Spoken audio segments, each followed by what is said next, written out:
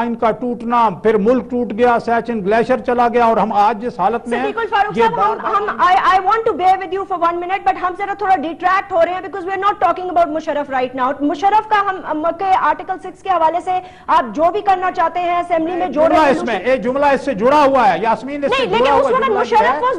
Musharraf was know where صدیق الفاروق صاحب. مشرف کا تو اس وقت کوئی رول نہیں تھا نا. سوال یہ پیدا ہوتا ہے. میں ایک بات کرنا چاہ رہا ہوں، آپ مجھے کرنے دینا، میں اپنا جواب مکمل کر لوں، مجھے چند سیکنڈ دے دیں. میں یہ کہنا چاہ رہا ہوں کہ یہ جو ہم اس وقت آئین کے مطابق ایک احتساب کی جدوجہد کر رہے ہیں، یہ اسی لیے کہ اس طرح کے تضادات نہ پیدا ہوں کہ وزیر اعظم سے بالا لوگ اپنے اقدامات کرتے رہیں اور جناب سیاسی پارٹیوں میں تضادات ہوں اور ملکی مفادات کو جہاں اٹھا کے پھینک دیں اور پاؤں تلے کچلیں. ہم اس لیے یہ جدوجہد کر رہے ہیں. لیکن صدیق الفاروق صاحب مجھے یہ بتائیے گا، جو ایک لسٹ کل شائع ہوئی ہے اور جو ایفیڈیوٹ چھپے ہیں اور جو کورٹ میں موجود ہیں، کیا ان لوگوں کے بھی احتساب ہونے چاہیے جنہوں نے IGI کے نام پہ اس وقت کے چیف آف دی ISI سے پیسے لیے اور یہ کہا کہ ہمیں پتہ ہی نہیں تھا، یہ تو IGI کا ایک فنڈ تھا جو کہ شہزادہ نائف نے بھیجے تھے؟ اس لیے سب سے بڑی بات یہ ہے کہ جو آدمی اسٹیٹ کا غدار ہے اور وہ اس کی غداری ثابت ہو چکی ہے اور سپریم کورٹ کا فیصلہ آ چکا ہوا ہے اور وہ اپنے منہ سے اپنا جرم تسلیم کر رہا ہے اور پارلیمنٹ نے ڈیمنیٹی نہیں دی ہوئی، بسم اللہ وہاں سے کیجئے، یہ معاملہ کورٹ میں جانے دیجئے، پھر جس کی مرضی ہے پیٹیشنز لے کے جائے. وہ 72 مچھلیوں کے لیے جو ایفیڈیوٹ کورٹ میں پہلے سے جمع ہے، جو ایفیڈیوٹ کورٹ میں پہلے سے جمع ہے، جس کی پر ڈیسیجن آ گیا ہے، جو ججمنٹ ریزرو کر لی گئی ہے، کیا فائدہ ہوگا کہ پہلے اس ریزرویشن کو، اس ججمنٹ کو عوام کے سامنے لایا جائے تاکہ پتہ تو چلے کہ ISI اور اسٹیبلشمنٹ اور پولیٹیشنز کا آپس میں کس قسم کا رول رہا ہے ہمیشہ سے؟ یاسمین، آپ نے سوال کیا، میں آپ سے عرض کروں کہ آج پریزیڈنٹ اوباما نے بھی CIA کے پر کاٹنے کے لیے 3 دن پہلے قانون اور اپنا آرڈر کر دیا اس پہ. ایجنسیز اپنے حدود سے باہر اور آئینی حدود سے باہر اس لیے نکلتی رہی ہیں کہ یہاں بار بار مارشل لا لگتا رہا ہے، یہاں ضمیر خریدنے اور بیچنے کی دکانیں لگی ہیں، یہاں جو کچھ ہوا ہے آپ معلوم ہے، اور اس کا راستہ بند کرنا ہے. اور میں سپریم کورٹ کا چیف جسٹس آپ کے سامنے نہیں بیٹھا ہوا، یہ سپریم کورٹ فیصلہ جاری کرے، فیصلہ بسم اللہ جاری کرے، ہم تو اس کے راستے میں رکاوٹ نہیں ہیں. ٹھیک.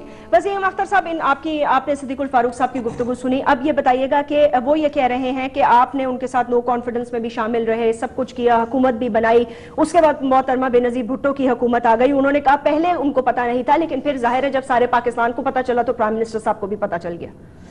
جیسمین، ہر چیز سے قطع نظر دیکھیں، ہم اس پہ کوئی سیاسی ایشو اس کو نہیں بنانا چاہ رہے، ہم اس پہ کوئی نمبر گیم نہیں کرنا چاہ رہے، سکور نہیں کرنا چاہ رہے نمبرز.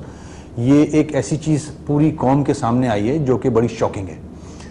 الطاف بھائی کو بھی ٹیلی ویژن کے ہی ذریعے یہ پتہ چلا کہ بریگیڈیئر امتیاز نے یہ انکشاف کیا، ٹھیک، کہ جنا پور کا نقشہ اٹ واز آل ربش.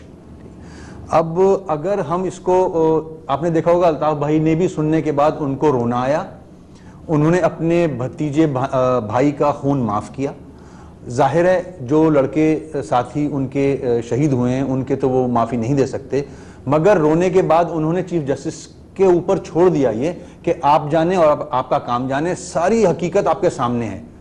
آپ نے 18 سال ایک جماعت کو ملائن کیا، ایک لیڈر کو کا نام خراب کرنے کی کوشش کی، چاہے وہ سیاسی جماعتیں ہوں چاہے وہ ایجنسیز ہوں، دونوں کی ملی بھگت ہی یہ نظر آ رہی ہے. ٹھیک ہے، میں اگر آپ کو پیچھے لے چلوں، جب یہ واقعات ہو رہے تھے تو ہماری انڈر پروٹیسٹ ہمارے سارے MNAs نے استعفیٰ پیش کیا تھا نیشنل اسمبلی میں. ٹھیک ہے، اس وقت کے اسپیکر جو کہ نون سے تعلق تھا جن کا، انہوں نے ہمارے استعفے ایکسیپٹ نہیں کیے، ساری چیزیں دیکھتے ہوئے. تو میں کیسے مان لوں؟ میں اس وقت بھی یہ نہیں کہوں گا کہ کوئی ہمارا قد کوئی بڑا ہو گیا ہے. خدارا آج وقت ایسا ہے کہ یہ ساری حقیقت جو سامنے آئی ہے، میجر کلیم کیس میں ہمیں کورٹ نے بری کیا ہے، ہائی کورٹ اور سپریم کورٹ سے نکلے ہیں ہم باعزت بری ہو کے، وہ بھی غلط کیس تھا. اگر ہم دوسروں کی طرح سپریم کورٹ کے فیصلوں پہ یا کوئی اور فیصلوں پہ مٹھائیاں بانٹتے پھرتے اور ٹیلی ویژن کے کیمرے لگے ہوتے اور ہماری خواتین ناچ رہی ہوتی، ہم نے ایسا نہیں کیا. ہم نے جو بریگیڈیئر صاحب نے ہمیں خبر دی، ہم اس پہ ہمیں افسوس ہوا کہ یہ ملک کے ساتھ کیا کھیل کھیلا جا رہا ہے، عوام کے ساتھ کیا کھیل کھیلا جا رہا ہے. آج ہمیں موقع ہے کہ ہم 77 سے لے لیں یا ایز پر کانسٹیٹیوشن 56 سے لے لیں، جو آرٹیکل 6 ہے اس کو انووک کر ڈالیں ایک دفعہ. ضیاء الحق کے زمانے میں جو کولابریٹرز تھے اس کے ساتھ، ضیاء الحق کے ساتھ، ڈکٹیٹر کے ساتھ، اس کے بعد جتنے ڈکٹیٹرز آئے انکلوڈنگ مشرف، ان کے ساتھ 12 اکتوبر سے جس نے ساتھ دیا، جس نے قرضے لے کے معاف کیے، جنہوں نے، جو 72 مچھلیاں ہیں جو جن کا آپ نے ذکر کیا، 72 وہ بڑے نام، کون ہے؟ 2-4 بڑے نام لیں۔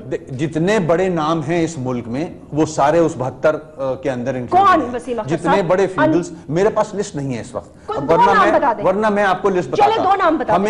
میں نے لسٹ نہیں دیکھی۔ صدیق الفاروق صاحب، آپ نے لسٹ دیکھی ہے ان 72 مچھلیوں کی؟ میں نے تو لسٹ نہیں دیکھی، مجھے تو آپ نے ایک پروگرام شروع کیا تھا ہماری پارٹی کے MNA کے ساتھ، اور آج آپ مجھے بلا لیا ہے، اور مجھے معلوم تو نہیں تھا کہ سبجیکٹ سوائے 92 کے حوالے سے، تو بسم اللہ، جب وہ میرے سامنے لسٹ آئے گی تو میں آپ کے سامنے پھر رکھ دوں گا۔ اور میں آپ سے پوچھ رہی ہوں کہ چودھری نثار صاحب نے اسمبلی میں وہ لسٹ باقاعدہ جمع کرائی ہے، ہم نے بہت ریسرچ کرنے کی کوشش کی، ہمیں نہیں ملی، اس لیے میں پوچھ رہی تھی کہ شاید آپ کو کچھ آئیڈیا ہو۔ میں انشاءاللہ آپ کی مدد کروں گا، میں چودھری نثار صاحب سے پوچھ کے، آپ ابھی ان کے تو بھائی جو ہیں جنرل افتخار وہ وفات پا چکے ہیں، 3-4 دن ہوئے، آپ کو معلوم ہے وہ سوگ میں ہیں، تو انشاءاللہ ان سے رابطہ کر کے پھر میں آپ کی مدد کروں گا۔ آپ یہ 72 مچھلیوں کی لسٹ ہمیں دیں گے؟ جی انشاءاللہ پوری کوشش کروں گا۔ ایک چھوٹی سی وقفہ لیتے ہیں ناظرین، وقفے کے بعد ہم اس گفتگو کو کنٹینیو کریں گے، اور اس کے بعد تھوڑی سی روشنی ڈالنا چاہیں گے اس کتاب پر، الٹیمیٹ کرائم، جو کہ سردار محمد چودھری اس وقت کے IG نے لکھی۔ سوال یہ پیدا ہوتا ہے کہ اسٹیبلشمنٹ، اس کے ساتھ ساتھ بیوروکریسی اور پولیٹیشنز، تینوں کی سٹیٹمنٹس میں واضح تضاد ہے، 1 2 3 4 5، کتنے لوگ سچ بول رہے ہیں اور کتنے لوگ جھوٹ، اس کا فیصلہ کون کرے گا؟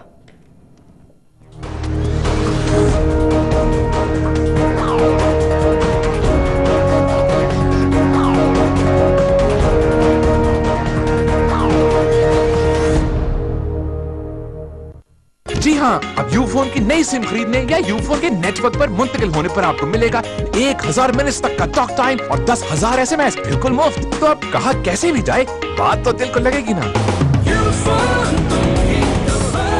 امید، بھروسہ اور کامیابی، آئیے مدد کریں نادار بچوں کی ہم بھی۔ پاکستان میں کینسر میں مبتلا بچوں کی تعداد میں ہر سال اضافہ ہو رہا ہے، بچوں میں 70% کینسر قابل علاج ہیں، آئیے مل کر ان بچوں کے علاج کو ممکن بنائیں۔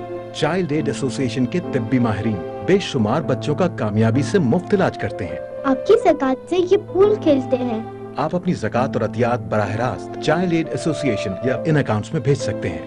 بینک الفلاح 002201001354، بینک الحبیب 10208147810113۔ مزید معلومات کے لیے رابطہ کریں، ٹیلی فون 35652945 35673052۔